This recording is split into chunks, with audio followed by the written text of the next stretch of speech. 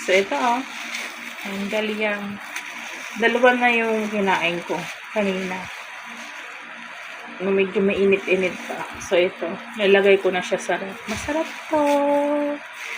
And, yung galiyang, para siyang malaking gabi. Laki mo na yung Singapore. Yung nakikita yung ino-online selling ng iba na malalaking halaman. Yung elephant ear, gano'n ang hitsura. Pero ito, nakakain ng laman. Ayan. Ayan siyang hitsura. Sarap. Promise. Ginataan nila to ha. Ayan. Ginagawa ko dito.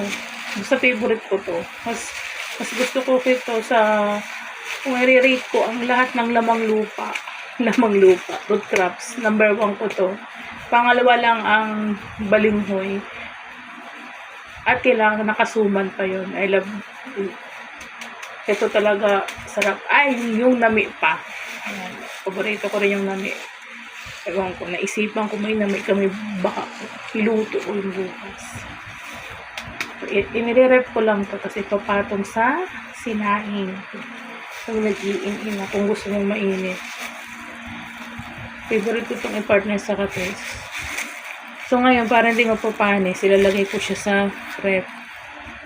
Kung panis man siya ng kaunti bukas or yung tinatawag na halumanis, i-ano ko na lang siya. Ipapainit ko na lang siya sa mainit na tubig. Sobrang bango niya, sarap-sarap. Saya-saya ko pag may ganito. Kasi ang hirap maghukay nito. Tapos, ibibigay na lang sa'yo ng luto. Imagine mo ang laki-laki ng laman nito. Tagalihin nila pa uwi. Lulutuin. Tapos kakainin ko na lang, diba? Thank you very much sa nagbigay talaga.